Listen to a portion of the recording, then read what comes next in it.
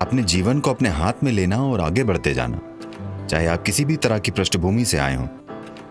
आप अंबेडकर को पूजिए मत, मगर उनके जीवन की तरह अपना जीवन बनाएं कि चाहे समाज आपके लिए कुछ भी तय करे, आप रुकेंगे नहीं।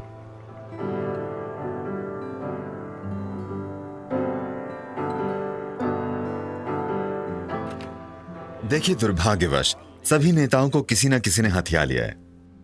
अगर आप सरदार पटेल कहते हैं तो कांग्रेस कहेगी वे कांग्रेसी थे, आप उनकी बात क्यों कर रहे हैं? अंबेडकर कहें तो कहा जाता है वे दलित थे, आप उनकी बात क्यों कर रहे हैं? जिन भी लोगों ने इस देश के लिए काम किया है, उनका सभी के लिए प्रेरणा बनना महत्वपूर्ण है।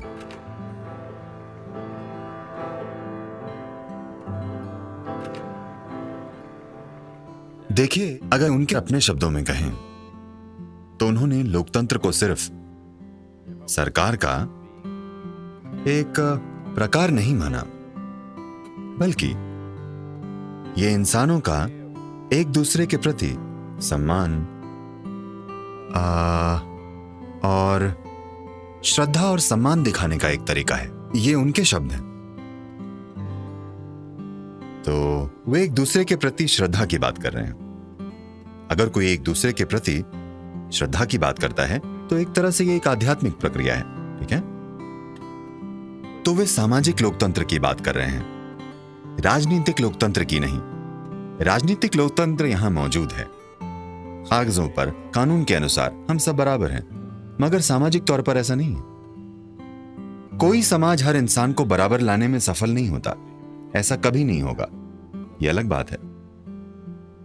मगर बराबर अवसर जरूर मिलने चाहिए। वाकई समानता चाहे ना हो, मगर समान अवसर जरूर मिलने चाहिए।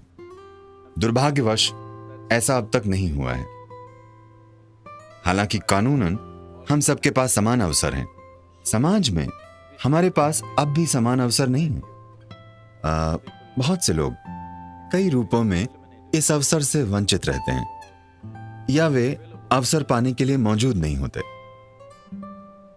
ऐसा होने के लिए सबसे महत्वपूर्ण यह है कि देखिए, आध्यात्मिक प्रक्रिया का मतलब बस यही है कि आपकी पहचान आपके शरीर के रूप में नहीं है। जब आपकी पहचान आपके शरीर के रूप में नहीं होती, तब आपका वंश महत्वपूर्ण नहीं होता। यह वंश की बात नहीं है। वंश से मिले अधिकारों को खत्म होना होगा, तभी एक सामाजिक लोकतंत्र आ पाएगा। मगर वंश से मिले अधिकार अब भी मौजूद हैं। Who is your father is still of some consequence. आपके पिता कौन हैं, यह अब भी महत्वपूर्ण है। इसे खत्म होना होगा। मेरे पिता कौन हैं, यह आपकी समस्या नहीं है। यह मेरा व्यक्तिगत मुद्दा हो सकता है, पर आपका नहीं। मैं कौन हूं, यही आपके लिए मायने रखता है। समाज में इसे लाना होगा। यह अब तक नहीं हुआ है। We are in many ways practicing feudalism. कई रूपों में हम एक लोकतांत्रिक प्रणाली के जरिए जागीरदारी चला रहे हैं। जब भी चुनाव होता है तो जाति, वर्ग, धर्म की इतनी बात क्यों होती है? आप किसकी पूजा करते हैं, किस जाति के हैं, इससे क्या फर्क पड़ता है? मगर फर्क पड़ता है क्योंकि हम लोकतांत्रिक तरीकों से जागीरदारी चला रहे हैं। हर कोई जानता है कि अगर ये जाति आपसे जुड़ती है तो उसका प्रतिशत क्या है, अगर वो धर्म आपसे जुड़ता है तो उसका प्रतिशत क्या है। अंबेडकर की दृष्टि एक सामाजिक लोकतंत्र की थी, सिर्फ राजनीतिक लोकतंत्र की नहीं, क्योंकि राजनीतिक लोकतंत्र या कोई भी लोकतंत्र एक अंतहीन बहस और छलावा है। यह तभी सार्थक है जब हम सामाजिक लोकतंत्र प्राप्त करें। असल में सिर्फ राजनीतिक लोकतंत्र कई रूपों में एक बाधा है। हम वहां सीधे सीधे नहीं पहुंच सकते। हमें पहले राजनीतिक लोकतंत्र लाना होगा, फिर सामाजिक लोकतंत्र तक पहुंचना होगा, और वही हम कर रहे हैं। मगर 70 सालों के बाद मैं कहूंगा कि हमारी रफ्तार थोड़ी धीमी है। तो आप एक पुरुष हैं, आप स्त्री हैं, आप ये हैं, वो हैं, कौन सी जाति, कौन सा वर्ग, ये मायने नहीं रखता। यही वे लाने की कोशिश कर रहे हैं। दुर्भाग्यवश अब भी कानूनन दलितों के पास समान अधिकार हैं, मगर सामाजिक रूप से हमने यह हासिल नहीं किया है। अब भी उतना ही भेदभाव होता है। वे अपने जीवन का ये दिल को छूने वाला एक किस्सा बताते हैं। जब वे 9 साल के थे, वे एक गांव से कहीं और जा रहे थे, जहां उनके पिता काम करते थे, पुणे या कहीं और। ये 9 साल का लड़का और उसका बाकी परिवार सफर कर रहा था। जब वे रेलवे स्टेशन पर उतरे तो उन्हें वेटिंग रूम में नहीं रुकने दिया गया। कोई बैलगाड़ी उन्हें अपनी मंजिल तक ले जाने के लिए तैयार नहीं थी। काफी कोशिश के बाद एक बैलगाड़ी वाला उन्हें ले जाने को तैयार हुआ, मगर वो उन्हें बैलगाड़ी पर बिठाकर खुद पैदल चला, क्योंकि वो उन लोगों के साथ बैलगाड़ी पर नहीं बैठना चाहता था, क्योंकि उस समय में यह माना जाता था कि उनके छूने से आप अपवित्र हो जाएंगे। दुर्भाग्यवश ये ग्रामीण भारत में आज भी सच है। उस हद तक नहीं, मगर आज भी सच है। ये सोच कि किसी दूसरे इंसान के छूने से आप अपवित्र हो जाएंगे या आप पर उसकी छाया पड़ना भी आपको अपवित्र बना सकता है, दुर्भाग्य से आज तक कायम है। लोगों की एक पीढ़ी के रूप में हमें इसे अब खत्म करना चाहिए, क्योंकि अगर हमने इसे ठीक नहीं किया तो एक गणतंत्र के रूप में भारत का विचार ही असफल हो जाएगा।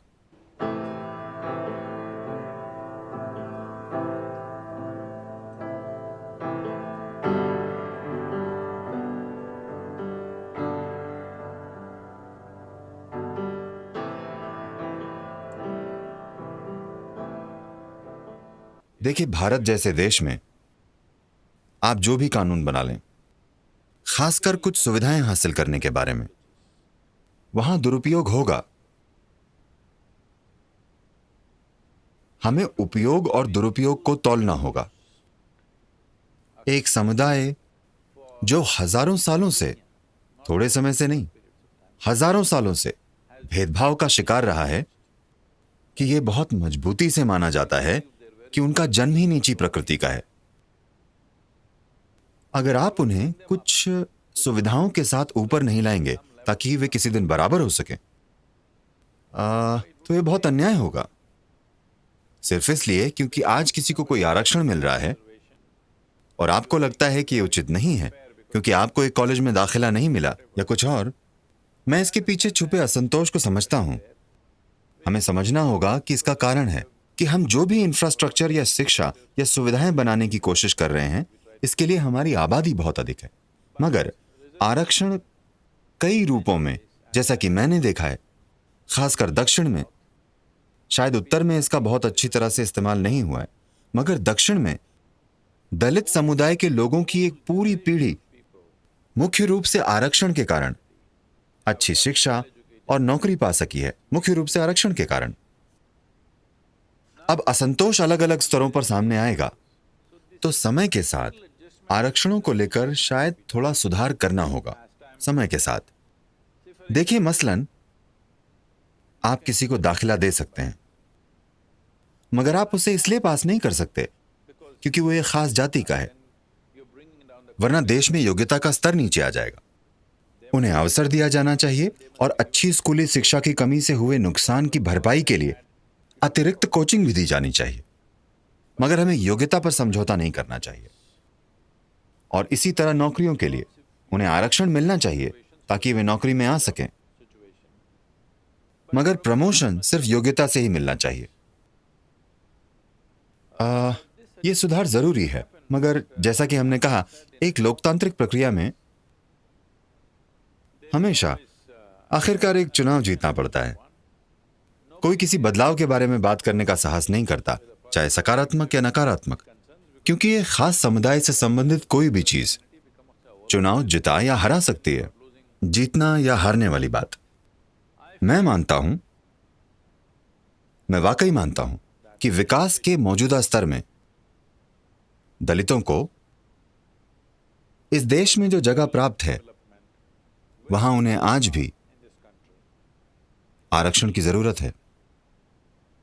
लेकिन अगर शहरी दलितों और ग्रामीण दलितों को अलग अलग पहचान दी जाए, क्योंकि ज्यादातर भेदभाव और नुकसान ग्रामीण भारत में होता है, उन्हें अधिक लाभ मिलना चाहिए बजाय उनके जो पहले से शहरी समाज में रह रहे हैं। इसे ऐसे भी किया जा सकता है, पहली पीढ़ी को उस सामाजिक खाई से निकाला जाए जो दुर्भाग्यवश उनके लिए खो दी गई थी। उन्हें आरक्षण दिया जाए, दूसरी पीढ़ी में थोड़ा कम किया जाए, तीसरी पीढ़ी को उससे बाहर कर दिया जाए। मगर ग्रामीण दलितों के लिए यह बहुत जरूरी है। फिलहाल इसके अलावा कोई उपाय नहीं है, क्योंकि भेदभाव बहुत क्रूर है। इसलिए हमें इसे कम आंक कर यह नहीं सोचना चाहिए, ओ उन्हें अनुचित लाभ मिल रहा है, आपको आरक्षण हटा लेना चाहिए। नहीं, ऐसे लोगों को इस देश की ग्रामीण स्थिति को जाकर देखना चाहिए। वो कितनी भेदभावपूर्ण है, भयानक रूप से भेदभावपूर्ण। वे मुख्य दरवाजे से आपके घर में भी नहीं आ सकते, उन्हें पीछे के दरवाजे से आना होता है। यह किसी भी इंसान के लिए स्वीकार योग्य नहीं है। वे किसी लोकल चाय की दुकान पर चाय भी नहीं पी सकते, इसे स्वीकार नहीं कर सकते। ठीक है, तो वंश से मिलने वाले ये अधिकार खत्म होने चाहिए। और आरक्षण देश के लिए अभिशाप नहीं है। हम कुछ समय सीमा तय कर सकते हैं, 2 पीढ़ियां, अगर वे उससे बाहर निकल पाएं। जो उससे बाहर निकल जाएं, उन्हें अपनी मर्जी से इससे बाहर चले जाना चाहिए। इस तरह का कुछ तैयार करना चाहिए। जो दलित उससे बाहर आ गए हैं, उन्हें अपना आरक्षण उनके साथ साझा करना चाहिए जो अभी इससे बाहर नहीं आ पाए हैं। मेरा मतलब यह जिम्मेदारी से ही हो सकता है। देखिए, हमें समझना चाहिए ये सुविधाएं एक मौजूदा अन्याय के कारण ही दी जा रही हैं। हमें सुविधाओं को एक और अन्याय में नहीं बदल देना चाहिए। इसके लिए हमें एक अधिक सजग समाज की जरूरत है। हमें लोगों को इस समुदाय उस समुदाय के रूप में देखना बंद कर देना चाहिए, क्योंकि हम सभी के पास एक ही वोट है। किसी के पास अलग वोट या एक व्यक्ति के पास 2 वोट नहीं है। तो उस तरह से कानूनन हम बराबर हैं, उसे सामाजिक रूप से व्यक्त होना होगा।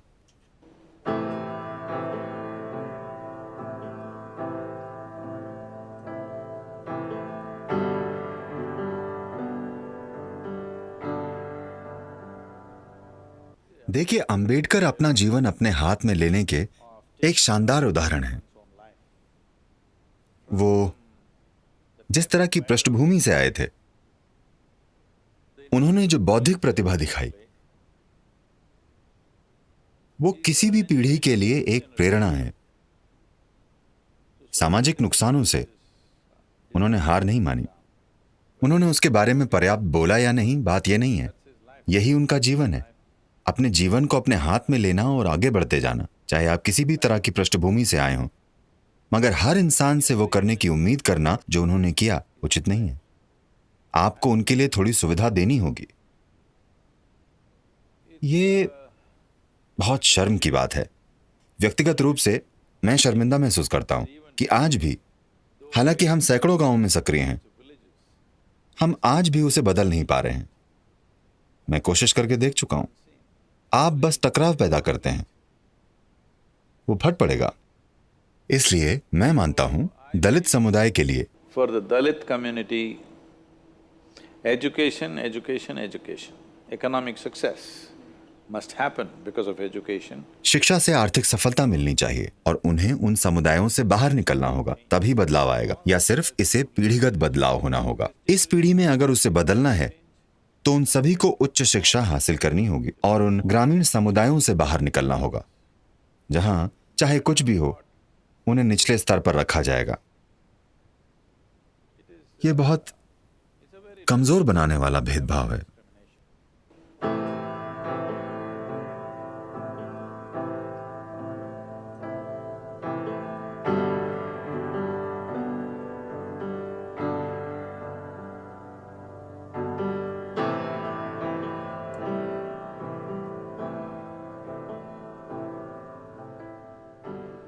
हालांकि यह संस्कृति हजारों सालों से आध्यात्मिकता में डूबी हुई है और यह हमेशा कहा गया है कि हमारा जीवन हमारा कर्म है, मतलब हमारा जीवन हमारा खुद का बनाया हुआ है। इसके बावजूद पिछले कुछ 100 सालों में हम इतने लाचार हो गए हैं। मैं कहूंगा कि यह लगभग 1000 सालों तक एक अधीन देश होने का नतीजा है। जब तक कि आप ऊपर मौजूद किसी व्यक्ति को खुश नहीं करते, आपका गुजारा होना मुश्किल है। मेरे ख्याल से यह भारतीय मानस में बहुत गहरा उतर गया है। और जब तक एक अच्छा नेता आता है, जब एक काबिल नेता आता है, जब एक योग्य नेता आता है, उसे नेतृत्व की कई परतों की जरूरत होती है। इसकी बजाय उसकी पूजा होने लगती है। अपनी पूजा से वो क्या करेगा?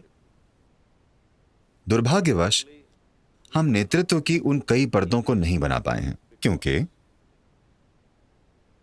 ये एक अधीन देश की मानसिकता है, खासकर तब जब वो सैकड़ों सालों तक अधीन रहा हो, जहां लोग धीरे धीरे समझ जाते हैं अगर आप अपना सिर उठाएंगे तो आपका सिर कट जाएगा। बेहतर है सिर को झुका कर रखें, अपना काम करें और चले जाएं। अगर आपको कुछ चाहिए तो जो ऊपर बैठा है उसकी चापलूसी करें। ये चीज हमारे अंदर बहुत ज्यादा गहरी समा गई है। मेरे ख्याल से कई रूपों से अंबेडकर इसके खिलाफ लड़े कि नेताओं और राजनेताओं को आधा भगवान मत बनाइए।